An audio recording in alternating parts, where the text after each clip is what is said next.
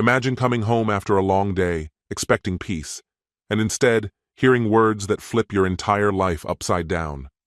She looks you dead in the eye and says, "From now on, intimacy happens only when I say so."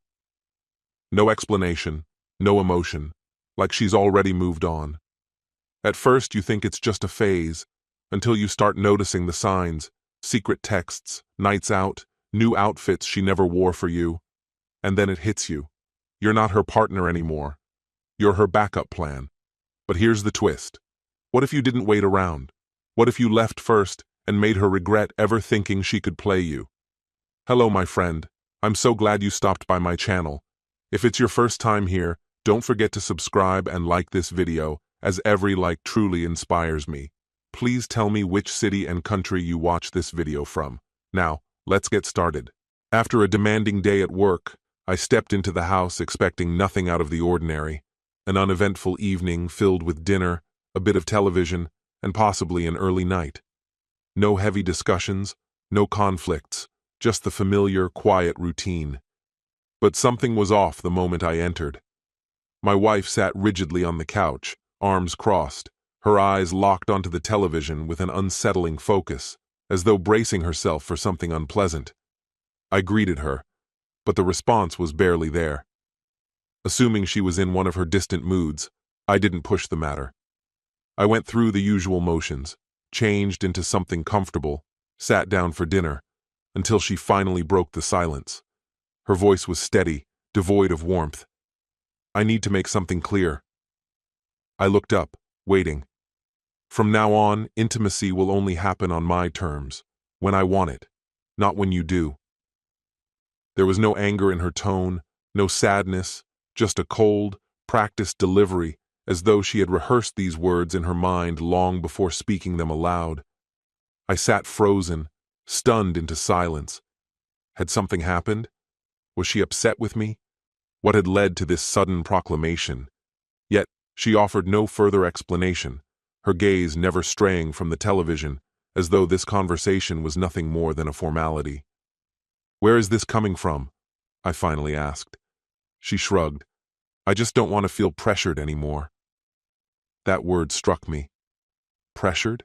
I had never imposed anything on her. I had always respected her space, her moods, her boundaries, and yet somehow I had been cast as the problem. I leaned back, struggling to make sense of her words. "So, just to be sure I understand," I said slowly, "you make all the decisions, and I have no say." She nodded, still avoiding my eyes. "Yeah, that's how it's going to be." I should have been angry, maybe even heartbroken. But more than anything, I was confused. This wasn't a small adjustment. It was a complete shift in the foundation of our marriage. And the way she presented it, without any discussion or concern for my feelings, made it clear that my opinion didn't matter. She wasn't asking for a compromise. She was dictating new rules. That's when a thought surfaced, one I didn't want to acknowledge but couldn't ignore. Was there someone else? It was the only explanation that made sense. The sudden emotional detachment, the way she was laying down the law as if she had already moved on. It felt like she was establishing a new reality where I was no longer an equal, just an observer.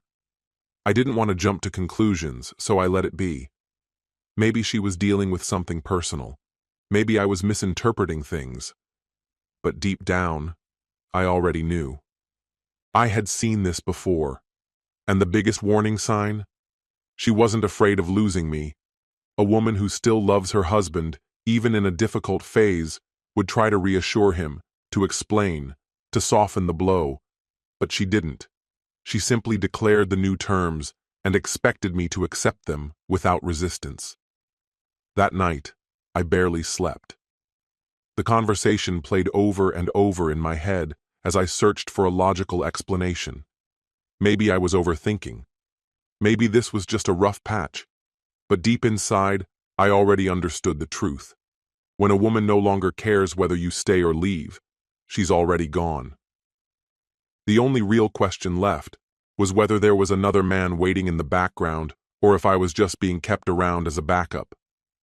In the days that followed, Everything on the surface remained the same. We didn't argue. We followed the same routines. But for me, everything felt different. She carried on as if nothing had changed, scrolling through her phone in the morning, going to work, coming home to sit in front of the TV. There was no awkwardness from her side, no hesitation. It was as if that conversation had never even happened. But I couldn't unsee the shift. Subtle signs began revealing themselves, things I hadn't noticed before. The way she was constantly glued to her phone, angling the screen away from me. The new outfits, tighter, more revealing, clothes I had never seen her wear before. The late-night outings with vague explanations that never quite added up. I wasn't searching for proof, but it was right in front of me. At home, everything felt transactional. We spoke when necessary, but the warmth was gone. She had no interest in meaningful conversations. If I asked about her day, her answers were clipped, minimal. If I suggested making plans together, she dismissed the idea, claiming exhaustion. Yet, that exhaustion didn't stop her from going out, dressed up, staying out late.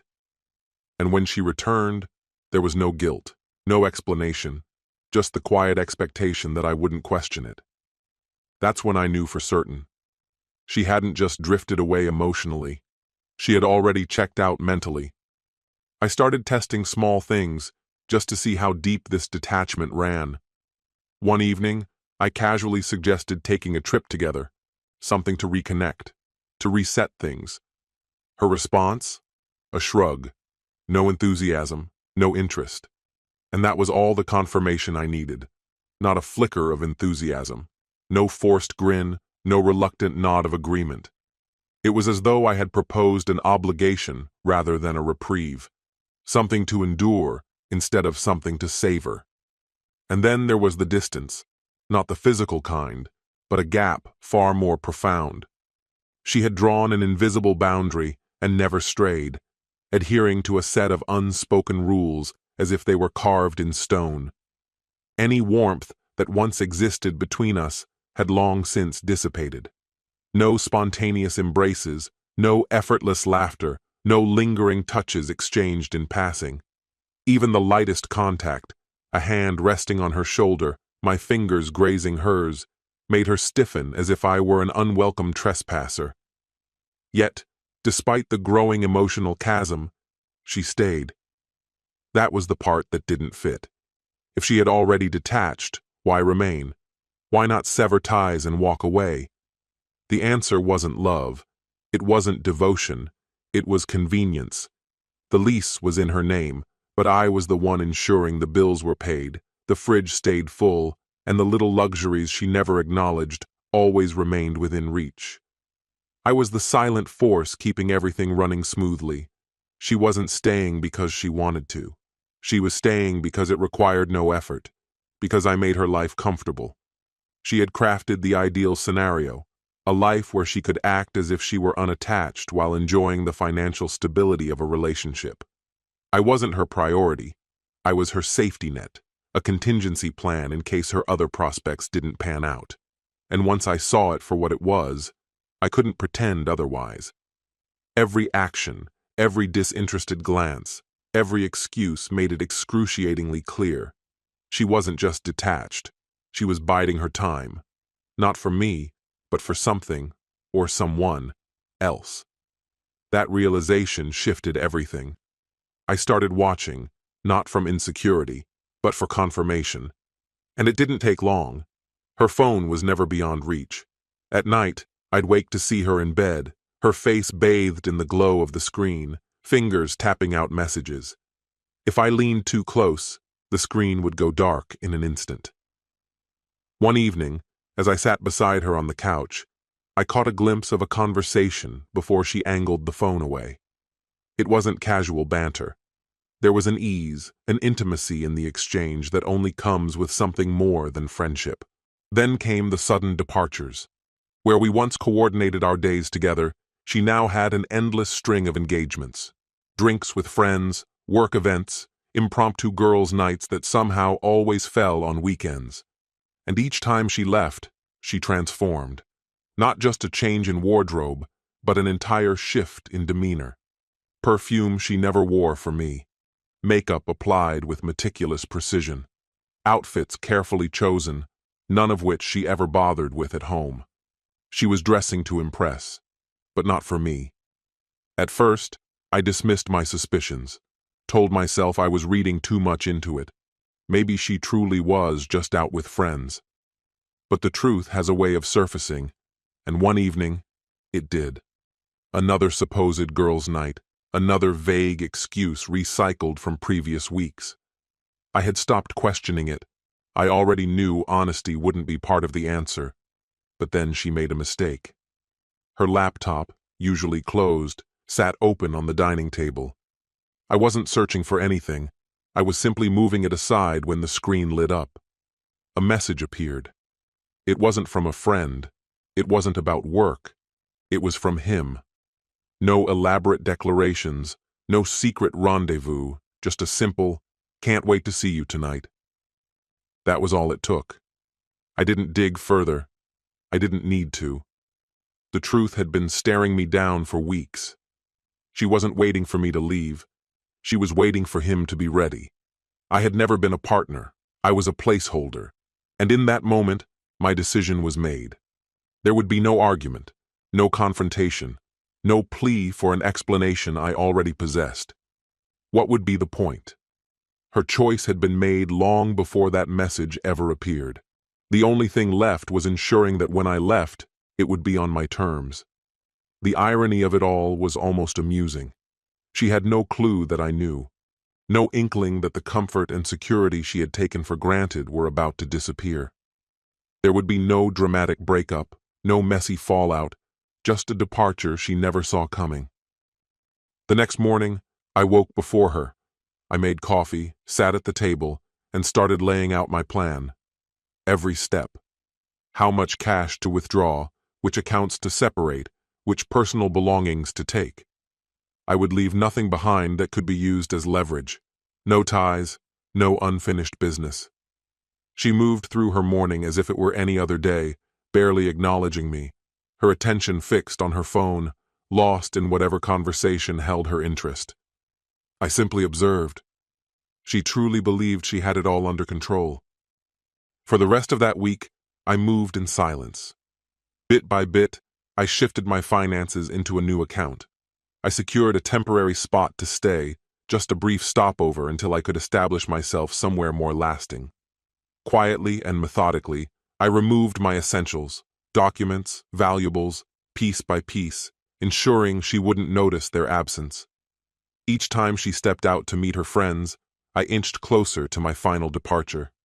By the time the moment arrived, I had already detached myself emotionally. No sadness, no hesitation, just the satisfaction of knowing she had no inkling of what was coming. And then, I left. She was gone again, likely with him. That was my signal. I collected the last of my belongings, taking only the necessities, and left my keys on the kitchen counter. No note, no farewell, nothing. For too long, she had treated me as an afterthought, a placeholder until she was ready to move forward.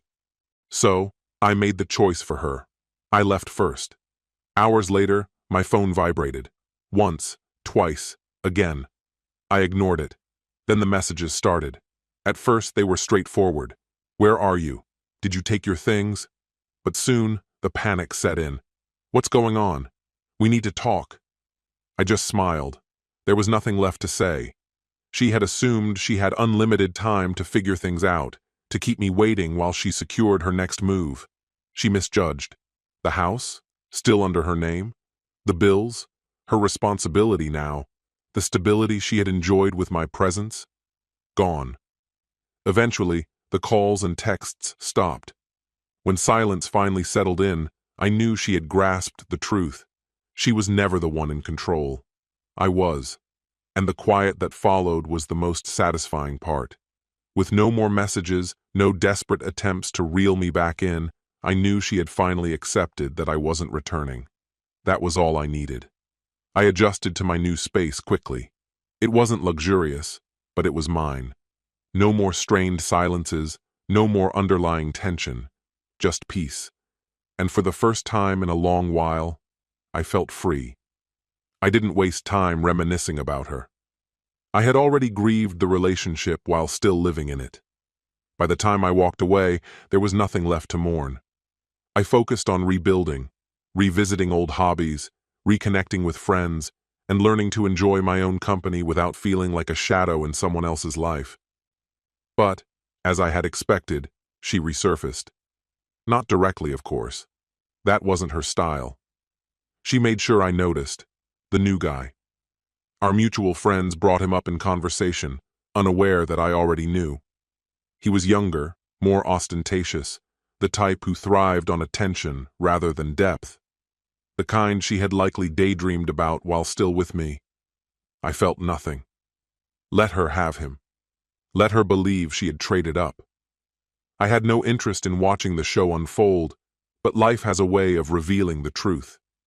It didn't take long for the cracks in her perfect picture to appear. At first, it was minor complaints, how he was always out with his friends, how she didn't feel like a priority. Then, the real issues surfaced. Financial struggles, constant conflicts. She had exchanged stability for something superficial, and it was clear she wasn't handling it well. And then, the inevitable happened. She had assumed she was replacing me with someone better. Instead, she had been replaced. The moment she expected him to step up, to contribute, to be reliable, he did exactly what I knew he would. He disappeared. No conversation, no confrontation, just gone. She had counted on me staying while she made up her mind. She had assumed he would stay too, but he had no reason to. She wasn't his priority, just a temporary amusement. And now, with him out of the picture, she was left with nothing. I didn't reach out. I didn't gloat. I simply waited, knowing exactly what would happen next. And, predictably, it wasn't long before she made her move. Her safety net had vanished. The man she had pinned her hopes on had walked away the moment she became inconvenient. With overdue bills piling up and no one left to rescue her, she did the only thing she could think of. She reached out to me. One afternoon, her name appeared on my screen. "Hey, can we talk?" I stared at the message, then laughed. Of course. Of course she thought she could just waltz back into my life as if nothing had changed. As if I had been waiting for her to decide. I ignored it. A few days later, another message arrived. "I've been thinking a lot about everything. I think we should talk in person." This time, I responded. "About what?" She hesitated before replying. "I just feel like we ended things too fast. I miss you."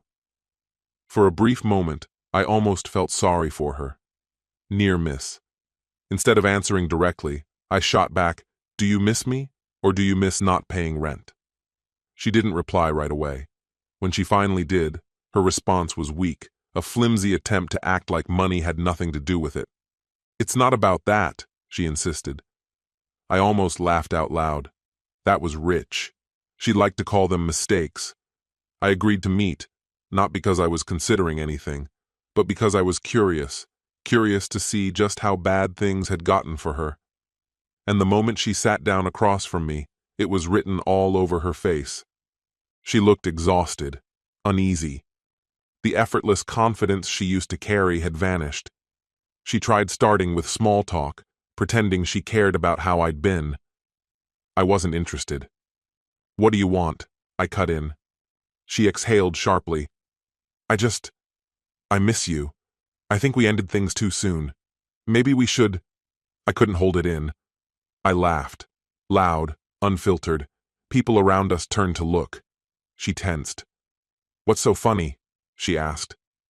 Wiping away an invisible tear, I smirked. "You think we ended too soon?" "That's hilarious." She shifted in her seat, clearly uncomfortable. "I'm being serious." "Oh, I know," I said, my grin unwavering. "That's what makes it so damn funny." Her face darkened. "You don't have to be an asshole." I leaned in slightly, lowering my voice but keeping my words razor sharp. "Oh no, sweetheart. You don't get to play the victim here." I let the moment stretch just long enough before delivering the real blow. So, tell me, when exactly did you start missing me? When the bills started stacking up? When your rebound ditched you? When you realized you weren't as irreplaceable as you thought? Her lips parted slightly, but no words came out. I shook my head. You assumed you had better options. You thought you were trading up, but turns out you were just a placeholder for him, the same way you tried to make me. Leaning back, I let the smirk linger. And now, you're nothing.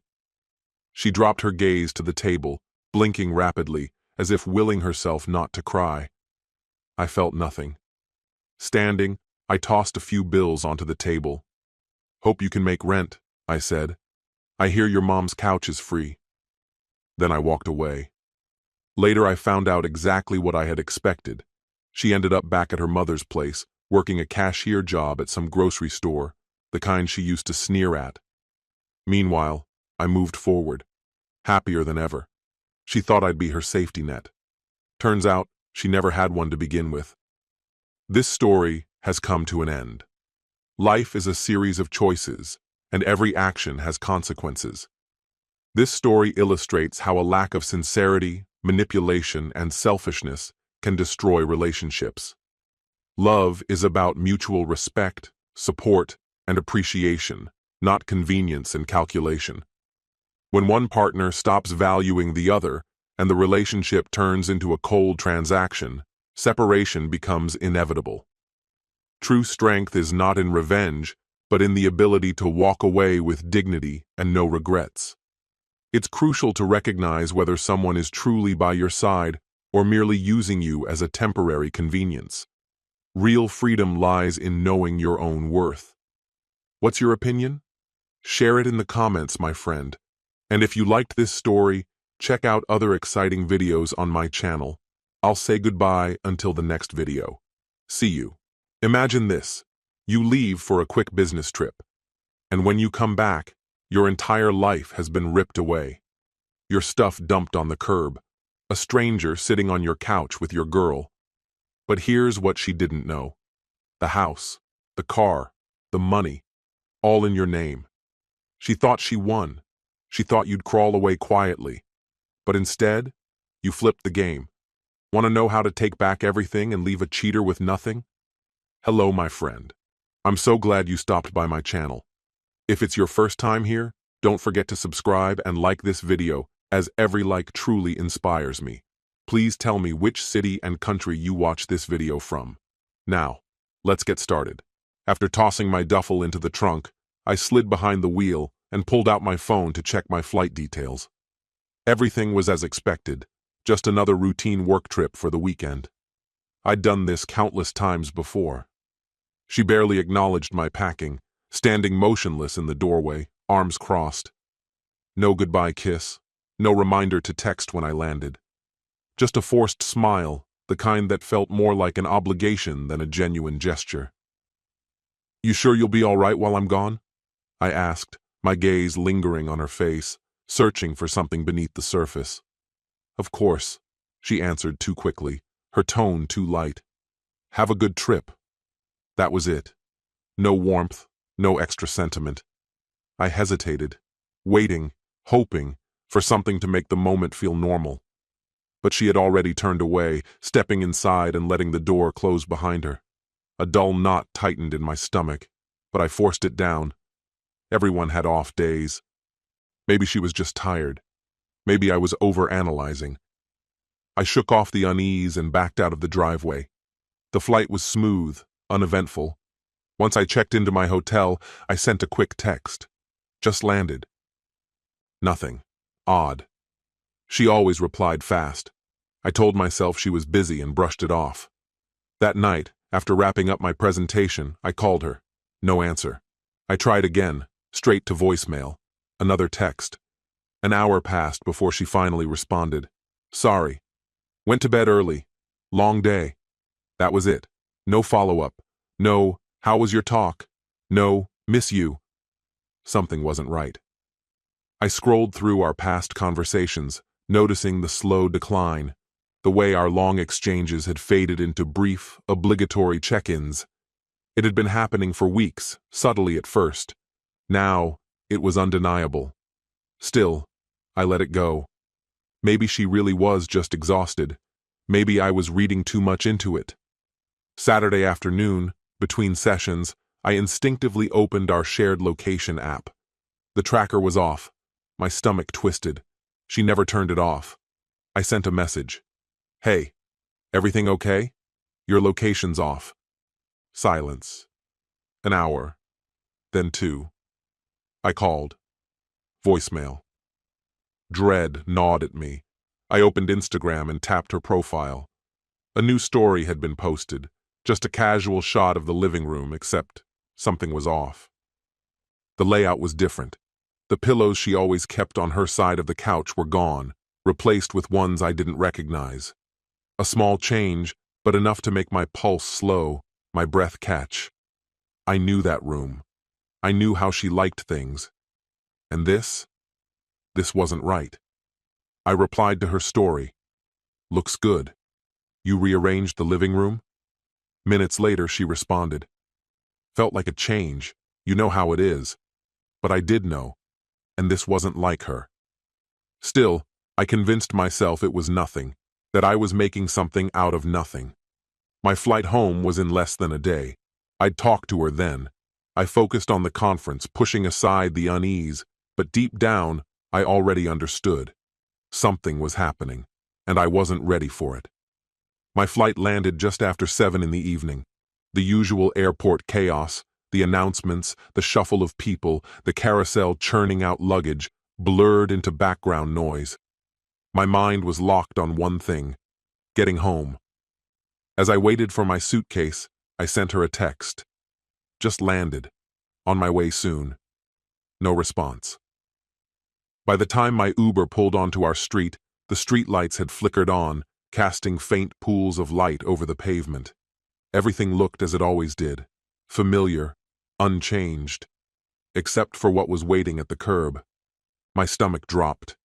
There, piled haphazardly on the sidewalk, were my things: suitcases, boxes, clothes spilling out onto the pavement, my office chair from the study, my gym bag, even my toothbrush still in its holder, perched absurdly at the top of a box, like some kind of twisted final touch.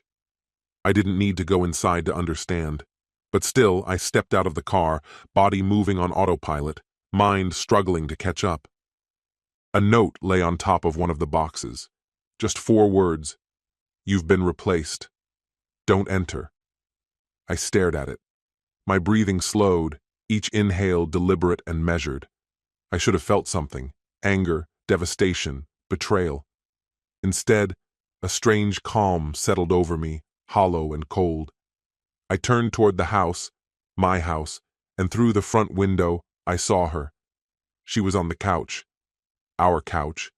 A glass of wine in one hand, legs tucked beneath her, laughing. And beside her, one arm draped lazily across the back of the cushions, sat a man I had never seen before. At ease, at home, like he belonged there. She tilted her head ever so slightly, and for a fleeting moment, our eyes met. Her laughter ceased abruptly, caught somewhere between amusement and uncertainty. I remained motionless, refusing to give her the satisfaction of a reaction. Instead, I pulled out my phone, scrolled to our last conversation, and typed a single question. "Are you sure about that?" From my vantage point, I saw her glance down at her screen. Her expression wavered, confidence dimming, that air of superiority flickering like a candle in a draft. The telltale 3 dots appeared, vanished, then reappeared. I smirked to myself. Without another look in her direction, I turned, picked up my suitcase, and walked away. No outbursts, no dramatic confrontation, no desperate attempts at closure. She had made her decision. Now it was my turn. 10 minutes later, I checked into a hotel, just a short drive from what had once been our home. The receptionist barely acknowledged me, sliding the key card across the counter with the indifference of someone used to transient guests. She had no idea of the storm raging beneath my composed exterior. In my room, I didn't unpack, didn't shower, just sat on the edge of the bed, staring at my phone. No response from her. I exhaled slowly. This wasn't some meaningless mistake. It wasn't an accident she could wave away with excuses. No, this was deliberate, planned, a betrayal orchestrated down to the last detail before she cast me aside as an afterthought. But I wasn't going to base my next move on assumptions. I needed proof. So I called the one person I knew would give me the unfiltered truth. "Tell me everything," I said as soon as he answered. An hour later, I had it all. His name was Robert, a new hire at her office. Smooth talker. The kind of man who made a habit of cozying up to powerful women, leveraging their influence to climb the corporate ladder. This wasn't his first time playing the game. Their affair hadn't begun last weekend. Not even close. I scrolled through the evidence my friend had compiled. Screenshots, receipts, time-stamped photos, a dinner date 2 months ago, rideshare logs showing him arriving at my house when I was out of town, a company event she claimed to attend alone, except Robert had been right there with her. But what really caught my attention? The financial records. Her credit card statements painted a clear picture. Designer brands, expensive dinners, a hefty down payment on a new car. But she hadn't just been burning through her own money. She had been spending hours. I rubbed my jaw, piecing it all together. She thought she had secured a fresh start, built a new foundation. But what she failed to realize was that the entire structure rested on something she didn't own. The house? Mine. Her name had never been on the deed. The car? Leased under my name. The credit cards she had so recklessly maxed out? I had control over those. And the final devastating detail, our marriage contract. Signed years ago, it ensured that in the event of separation, key financial assets reverted solely to me. She hadn't cast me aside. She had thrown herself out. With a quiet, knowing smile, I forwarded the necessary documents to my lawyer. Let her enjoy her illusion of victory. In 48 hours, she'd understand just how fragile her new world truly was. The first crack appeared the following morning. Seated in the hotel lobby, sipping black coffee, scrolling through my emails, I felt my phone buzz. A declined transaction alert.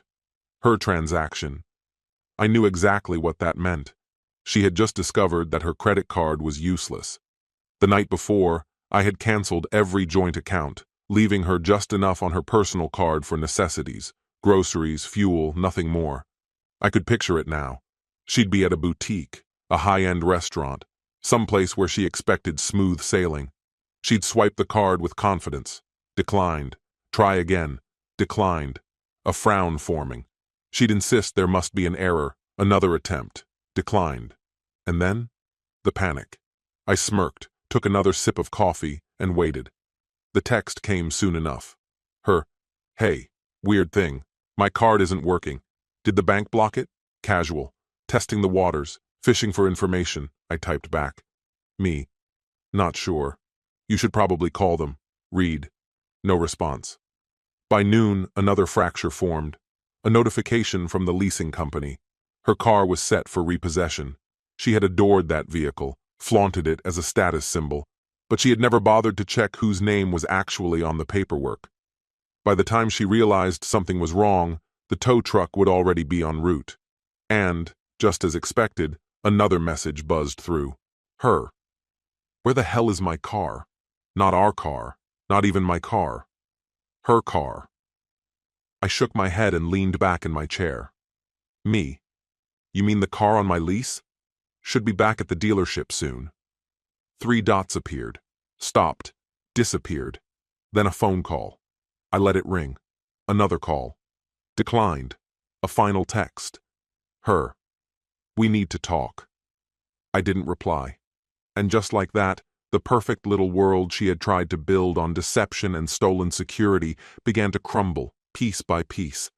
She had no idea what was about to hit her. By late afternoon, The email confirmation landed in my inbox. The eviction notice had been served. 48 hours. That was all the time she had left. I replayed the moment in my head once more. The sharp knock on the door, the envelope placed in her hands, the way her confident expression faltered as her eyes scanned the words.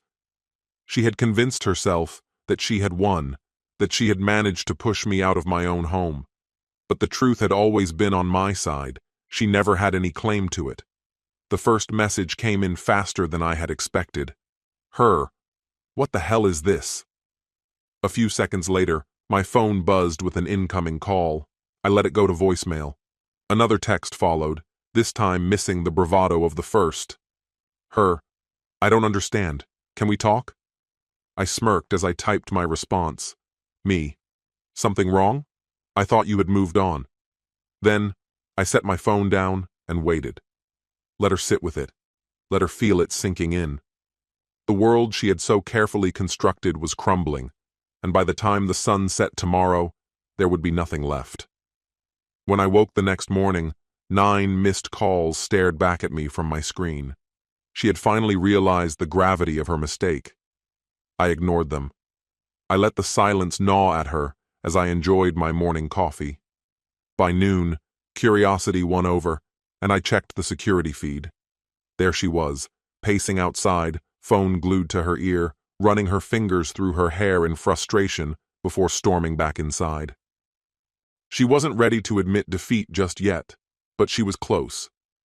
At exactly 2 p.m., my phone lit up again, this time displaying an unfamiliar number. I already knew who it was before I even picked up. Listen, she snapped, irritation seeping into every syllable. I don't know what game you're playing, but I cut her off. You sound tense. A sharp exhale from the other end. We need to talk. We are talking. A pause. The hesitation was there now, lurking in her voice. She was struggling to hold on to whatever illusion of control she had left. Okay, she said, forcing composure into her tone. Can you just tell me what's happening? I leaned back, savoring the shift. Not long ago, she had dismissed me without a second thought, assuming I'd disappear without resistance. And now? Now she was the one grasping for answers. Which part? I asked. The credit cards? The car? The house? A bitter chuckle. So this is revenge? I smiled. No, this is reality. The silence stretched between us. What am I supposed to do? She finally asked. I nearly laughed. She had been so eager to erase me, so sure of her victory, that she had never stopped to consider what would happen when the floor was pulled from beneath her. Not my problem, I said evenly. I heard her inhale sharply. For a moment I thought she might break, but no, she wasn't there yet. Instead, she tried one last move. Maybe we can work something out, she said, her voice softer now, edged with the smallest hint of hope. Does it really have to end like this? And there it was. The shift from arrogance to desperation. I let the silence drag before delivering the final blow. You already made your choice. Then, I ended the call. The phone rang again almost instantly. I let it go unanswered. By evening, the movers had arrived. I had arranged everything, every last item under my name, to be removed, which meant, in short, everything. An hour later she appeared, just in time to watch the final pieces of furniture being loaded onto the truck. She didn't speak at first, just stood there, arms wrapped around herself, as she watched her illusion of power dissolve right in front of her. Then finally, she turned to me. You planned all of this? I met her gaze, unreadable. You planned it first. She had no response to that. Without another word, I got into my car and drove away. She had 48 hours left to exist in the empty shell of the life she thought she had stolen from me. And after that, she had nowhere to go. I didn't look back. There was nothing left to see. By the next morning, another flood of missed calls greeted me. I ignored them, just as I had before. Then came the texts. Her. I need to talk to you. Can we meet? Please. That last word, please, almost made me laugh. Almost. At noon, I checked the security cameras one last time. She was inside now, sitting in the middle of the bare living room, the same place where she had once lounged with him, sipping wine, pretending I no longer existed. Now, there was only emptiness. I knew exactly what was running through her mind. Reality had set in. No money, no car, no house, no Robert. He must have vanished the moment he realized there was nothing left to gain. Likely ghosted her the second he saw the eviction notice. Good. I let her sit in that moment for a little longer before sending one final message. Me. What do you want? This time she didn't hesitate. Can we talk? Just for a minute? Her message arrived, lingering on my screen. I let it sit unanswered, ensuring she felt the weight of silence. Only when I was ready did I reply, offering the name of a quiet cafe downtown, Neutral Ground. She was there ahead of me. Waiting had never suited her, but now she had no say in the matter. I took my time, stepping out of my car, making my way toward her table with deliberate slowness. She sat curled into herself, arms crossed tightly like she could hold together what was already broken. The woman who once carried herself with unwavering confidence now seemed hollow. No makeup, dark circles beneath weary eyes. She had built her world on a delusion, and now she sat in its ruins. I lowered myself into the chair across from her, saying nothing. She broke the silence first. I never thought it would come to this. Her voice was quiet, unsure. I raised a brow. You dumped my things on the sidewalk while I was gone. Exactly how much further did you think it would go? She winced, gaze dropping. I was being reckless. For once, you're right about something. My tone was even, unbothered. She exhaled sharply, her posture sinking as if the fight had already drained out of her. I messed up, okay? I know. I leaned back, arms crossed. I wasn't interested in apologies. She wasn't sorry for what she'd done, only for what she had lost. She edged forward, desperation slipping into her voice. It doesn't have to end like this. I let out a quiet, humorless laugh. We ended the moment you decided I was disposable. Her lips parted like she wanted to argue, but no words came. She had no ground left to stand on. I reached into my pocket, pulled out a small object, and slid it across the table. A key. She picked it up with hesitant fingers, her expression unreadable. What is this? The copy you made when you changed the locks, I said, voice steady. She turned it over in her hand, staring at it as if it might mean something different. So this is how it ends, she murmured. Pushing back my chair, I stood. This is how it ends. And then I walked away, leaving her behind, gripping a key that now opened nothing. She had replaced me, and in the end, she was left with nothing at all.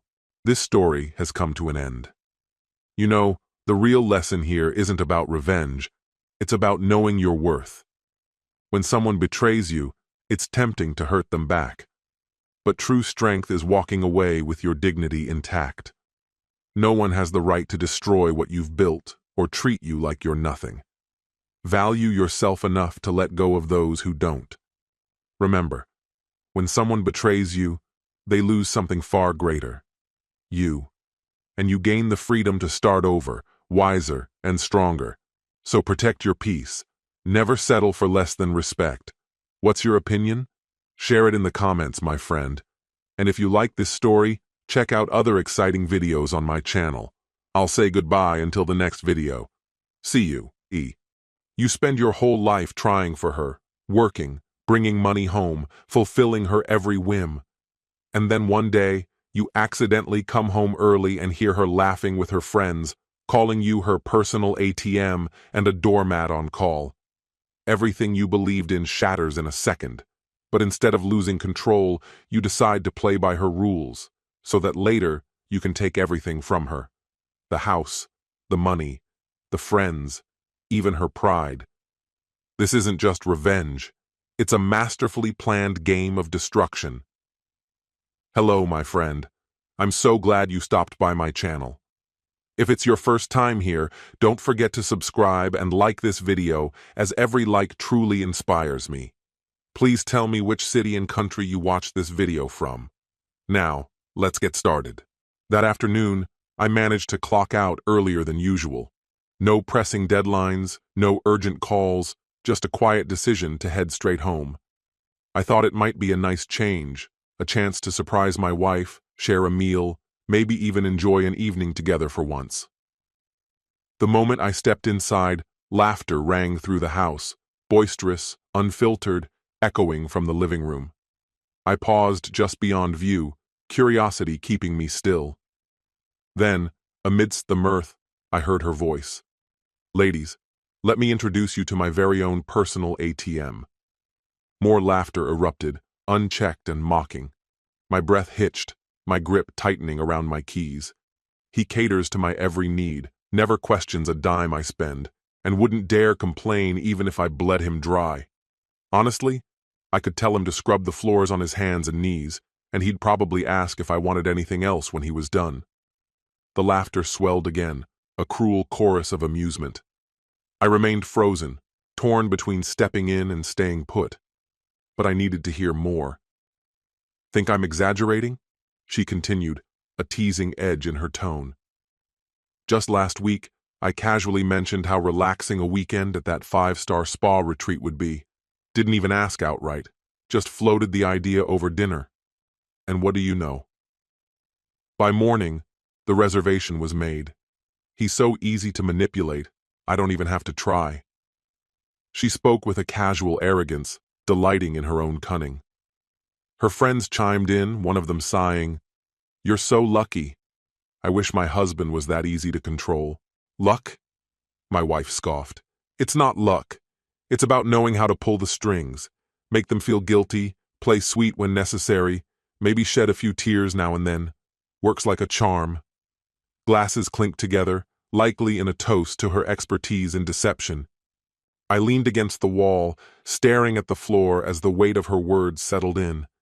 Every thoughtful gesture, every sacrifice, every effort I had made to ensure her happiness, it had all been a joke to her. And worse, she had an audience that knew exactly how she saw me. I wasn't a husband in their eyes. I was a paycheck, a puppet. Something shifted inside me. I wouldn't barge in. I wouldn't give them the satisfaction of a reaction. Instead, I turned on my heel and walked right back out. Sitting in my car, I gripped the steering wheel, my mind racing. Every moment I had devoted to her, every compromise I had made, it had all been for nothing. But now, I had a choice. Not one driven by anger or heartbreak, but a real, deliberate decision that would change everything. One thing was clear. I was done being her fool. I didn't return that night. Instead, I drove aimlessly, letting the reality of it all sink in. Confronting her in some dramatic showdown would be useless. She didn't respect me. She never had. If I wanted out, I had to be smart. I checked into a budget motel, sat on the edge of the bed, and pulled out my phone. No more emotions. Those didn't matter anymore. What I needed was a plan. First, I had to gather proof. I couldn't afford to leave myself defenseless. I started recording everything, every insult, every moment of manipulation, every time she treated me like an accessory rather than a partner. I had never thought to document it before, but now, every incriminating remark was safely stored. Next, I sought legal advice. Not just any lawyer. I needed someone specialized in divorce and financial protection. I spent hours combing through reviews, checking credentials. By dawn, I had an appointment scheduled. She wouldn't see it coming. Then came the finances. Logging into our accounts, I combed through the transactions. The evidence was glaring: reckless spending, unnecessary luxuries, indulgences funded entirely by me. And I had let it happen. But not anymore. I opened a separate account in my name alone, discreetly transferring small amounts, nothing that would raise immediate suspicion. I also started canceling our joint credit cards, one by one, ensuring that the next time she attempted another extravagant purchase, she'd be met with an unpleasant surprise. The hardest part was keeping up the illusion that nothing had changed. When I finally stepped back into the house, she barely looked up from her phone. "Where were you?" she asked, not even feigning interest. "Work ran late," I lied without hesitation. She didn't press for details. She didn't even care. But soon enough, she would. She never questioned it, not even once. As long as the money kept flowing without interruption, my whereabouts and actions were of no consequence to her. That apathy worked perfectly in my favor. Over the next several weeks, I played my role to perfection, smiling on cue, nodding along to her endless self-centered demands, and upholding the illusion of the dutiful husband she believed me to be. But behind closed doors, I was dismantling every pillar of her comfortable existence. I systematically erased her from my financial world, altering passwords and revoking her access to my accounts. My insurance policies? The beneficiaries were quietly updated. Any asset that could legally be stripped from her control was swiftly removed without raising suspicion.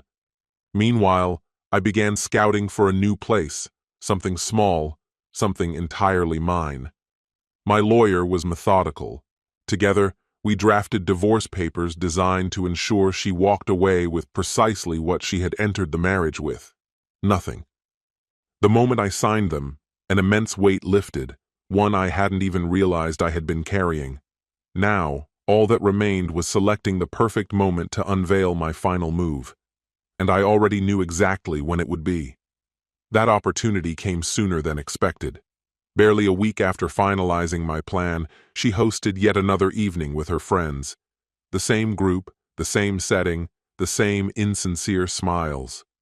As always, I played along, greeting them, pouring drinks, maintaining the illusion of the oblivious husband they all dismissed as insignificant. To them, I was merely part of the background, a piece of furniture in my own home.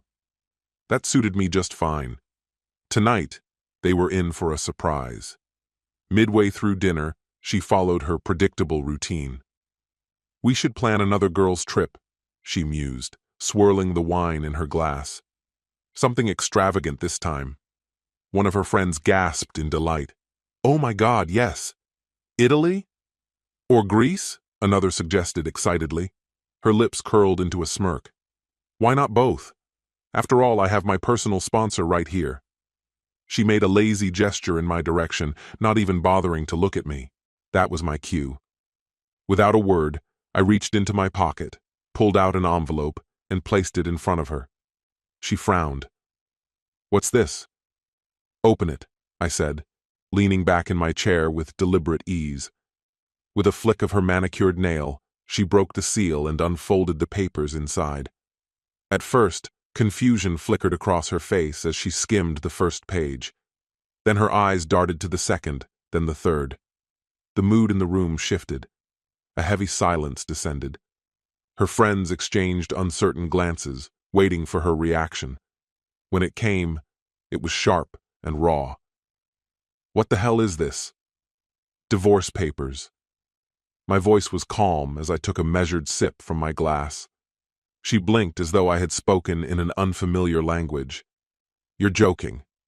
"No," I replied, setting my drink down with finality. "I'm done.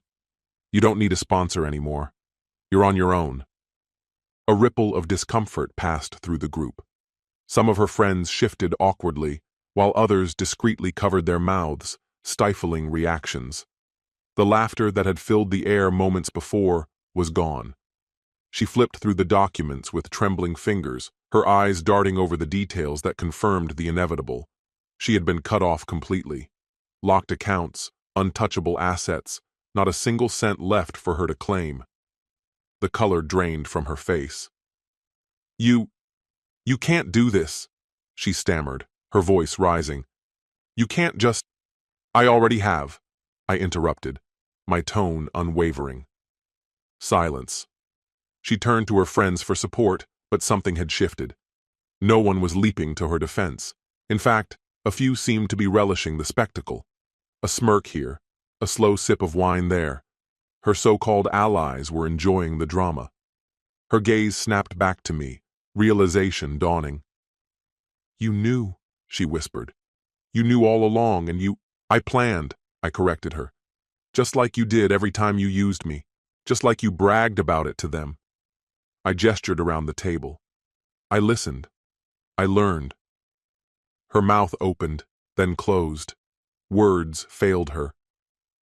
A soft chuckle escaped from one of her friends, and another took a leisurely sip of wine, savoring the unraveling of the moment. And then she understood. She wasn't just losing me, she was losing everything. I pushed my chair back, rose to my feet, and adjusted my jacket. "This doormat is done," I said. "Enjoy your dinner." Without another glance, I turned and walked away. I didn't wait for her outburst, didn't look back to see the devastation on her face. It didn't matter. My role in her life had ended. Most of my belongings were already at my new place, and soon the locks on this house would be changed. The financial cords that once bound us had been severed. No more access to my accounts, no credit cards, no safety net. The next day, the calls started. Furious, desperate voicemails packed with demands and accusations flooded my phone. I ignored them all. Then came the texts, veiled threats, pitiful guilt-tripping, every manipulative trick she had ever relied on. None of it worked this time. And then, finally, silence. That was when reality truly hit her. The moment her credit card was declined. The moment she checked our joint account and found it empty. The moment she called the bank only to be informed she had no authority there anymore. The world she had so carefully built on my dime was collapsing beneath her. She turned to her friends, expecting sympathy. She found none. Rather than finding the support she had anticipated, she was met with indifference. The same women who had once cheered her on, laughed beside her, and encouraged her to take advantage of me were suddenly absent. Worse still, they seemed to relish her downfall. Proof of their betrayal reached me soon after.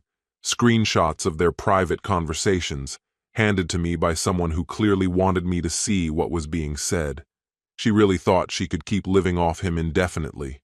Too hilarious. She got exactly what she deserved. Treated him like dirt, and now she's facing the consequences. If you're going to drain a guy dry, at least don't humiliate him in the process. They had never been true friends. They had simply been waiting for the moment she would stumble, eager to bask in her misfortune. And now that the moment had come, they observed with cruel amusement. In desperation, she reached out to them one by one. Some didn't bother replying at all. Others offered empty words. "I've just got a lot on my plate right now. I need to focus on myself. I hope things get better for you." Hollow excuses, meaningless pleasantries. She was entirely alone. I never saw her in person again, but I heard enough. She had to scale back everything, her lifestyle, her aspirations, even her home. The house she once flaunted was gone. She couldn't afford it. The extravagant vacations, the impulsive shopping sprees, the effortless indulgence, all vanished. At some point, she attempted to reach out to me. The messages came sporadically at first, apologies, explanations, then desperation. "I messed up. I see that now. Can we talk? I don't need money. I just need to understand why you did this. Please. I'm struggling." I read them, and I ignored them. She had made it abundantly clear what I had been to her. Nothing more than a convenience, a resource to be exploited. And now that resource was gone. Ignoring her pleas wasn't difficult. I had emotionally detached long before I handed her the divorce papers. What surprised me was how effortlessly I adjusted to my new reality. For the first time in years, I wasn't constantly exhausted, wasn't carrying the burden of providing for someone who saw me as nothing more than an ATM. I woke up in a space that was my own, a modest yet modern apartment, not excessive, but mine. No furniture picked by someone else, no unnecessary extravagance filling the rooms. Just simplicity, just peace. At first, The silence felt unfamiliar. Not because I missed her, I didn't, but because I had spent so long catering to someone else's expectations that I had forgotten what it was like to live solely for myself. No more checking my bank account with a sinking feeling, wondering how much she had burned through that week. No more unexplained charges for designer bags or overpriced spa treatments. No more relentless demands. For the first time in years, I was in control. I threw myself into my work, not as a distraction, but because I genuinely wanted to. Without the constant tension of walking on eggshells, my focus sharpened. I tackled long-neglected projects, invested in things that actually mattered to me. As my finances stabilized, I permitted myself to enjoy the things I had once sacrificed. I returned to the gym, no longer skipping sessions because I was too drained from managing her chaos. I reconnected with real friends, the ones I had lost touch with because my marriage had consumed so much of my life. One of them, an old college buddy, laughed when I mentioned the divorce. "I always wondered why you stayed," he said. "It was like watching someone try to fill a glass with a hole at the bottom." That line stuck with me, because it was true. I had spent years pouring everything into an endless void. So, I took a trip. Nothing extravagant, just a quiet weekend at a lakeside cabin. No schedules, no obligations, just space to breathe. It was something I had always wanted to do but never had, because she would have dismissed it as too simple, too cheap. But now, I didn't need anyone's approval. Every so often I'd hear about her. She had moved in with a relative, barely clinging to a fraction of the life she had once paraded. The same people who had admired her lavish spending had long since latched onto someone with deeper pockets. But none of that was my concern anymore. I didn't feel resentment.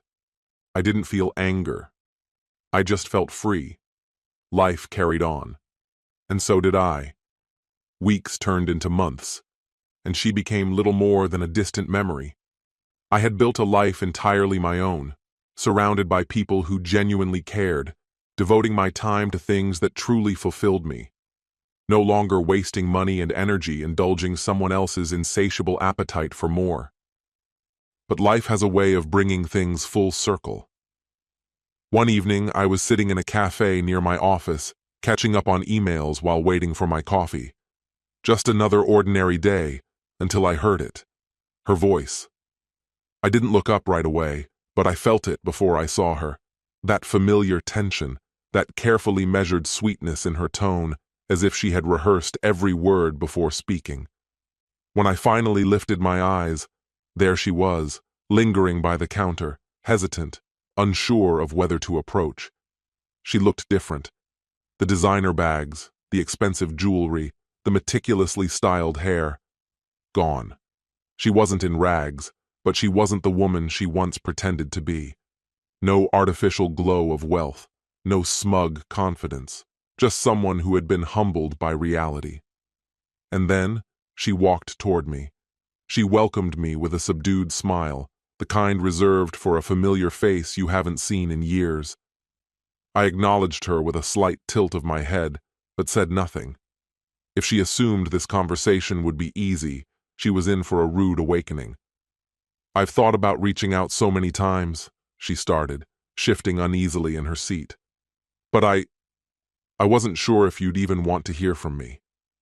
I let the silence stretch, watching her grow more unsettled as she waited for some sign of encouragement. None came.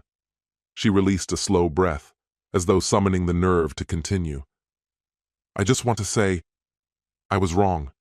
About everything." I raised an eyebrow, feigning intrigue. "Everything?" Her lips pressed together before she nodded. I treated you horribly. I never really valued what I had until it was gone."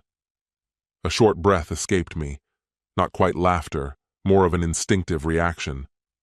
"Took you long enough." She swallowed hard. "I lost it all. The house, the lifestyle, the so-called friends I thought I could count on." A bitter smile flickered across her face. "They vanished the moment things got tough. I was naive to believe any of it meant something." I remained silent. What was there to say? I had seen the truth long before she ever did.